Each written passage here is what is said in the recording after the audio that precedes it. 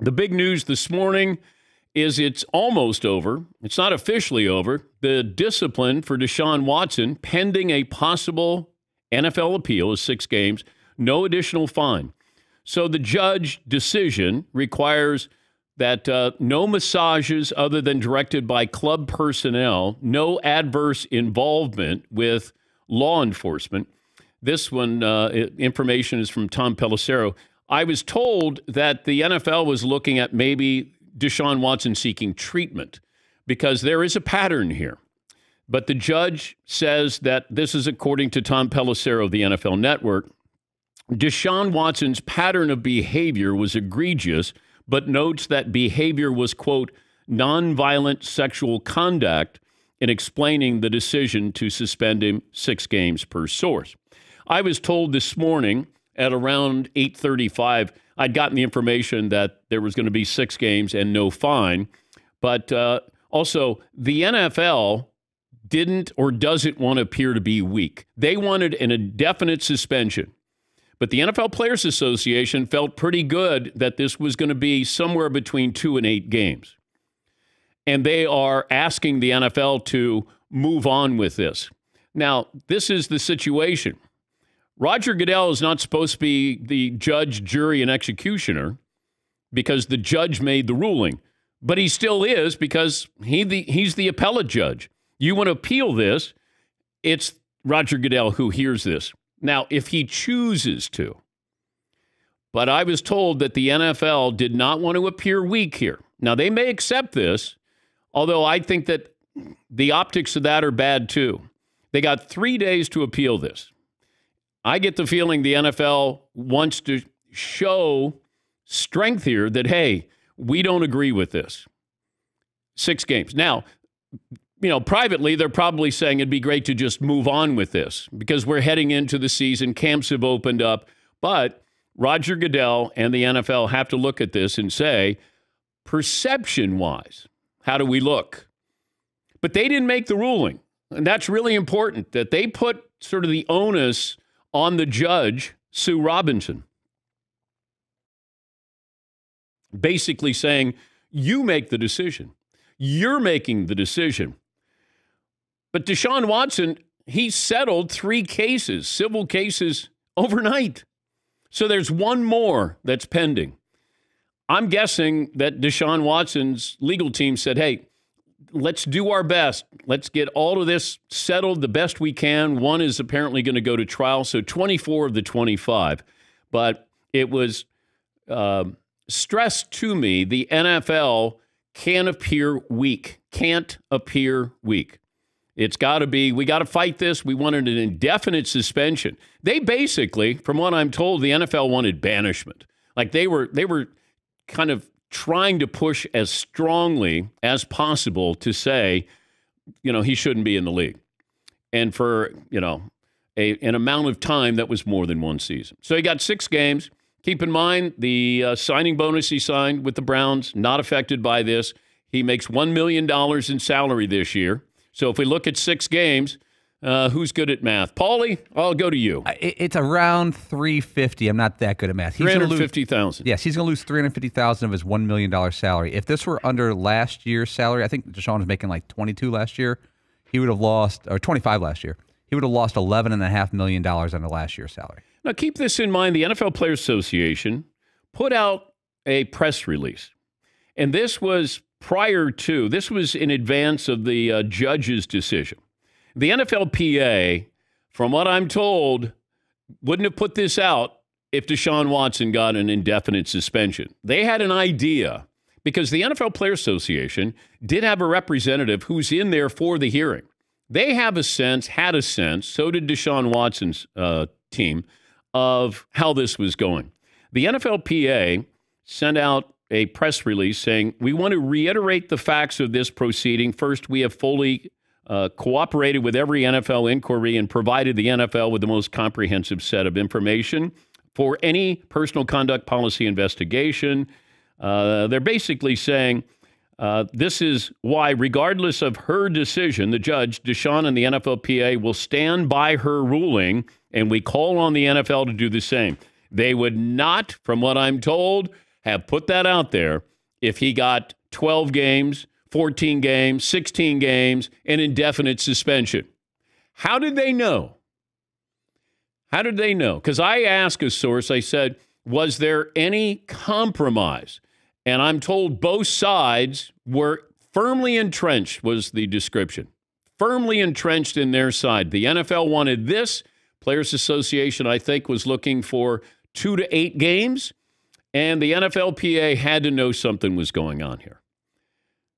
And probably, using whatever resources they have to find out exactly where they stood on this. And then you put out that preemptive strike to say, and, we're basically standing by whatever the judge comes up with, because they knew the judge was not going to give an indefinite suspension. I was also told that, I said, is there any chance he's not charged with anything? And I was told, no, he's going to be charged.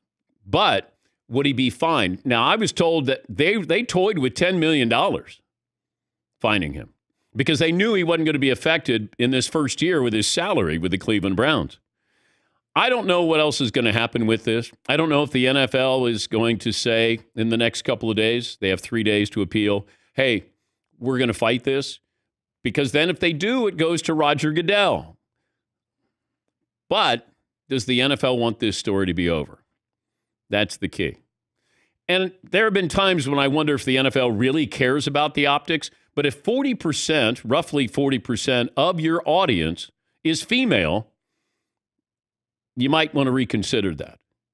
Do we go after this? Do we press for more? Do we want to at least give the impression that we're pressing for more? That's what I'm curious about. Our stat of the day, always brought to you by Panini America, the official trading cards of the Dan Patrick Show. We'll check in with the Cleveland Browns coming up next hour because I'm curious how this presents itself today at camp. I'm guessing with the quarterback reps, Jacoby Brissett knows that he's going to be the starter, it looks like, for 6 games with Deshaun Watson. All right, what's poll question we have today, Seton O'Connor? Well, I guess we'll start right there. Should Roger Goodell appeal disciplinary officer Sue Robinson's decision? Wow. That's a tough question to start our Monday there. Should he? I'd say yes, he should.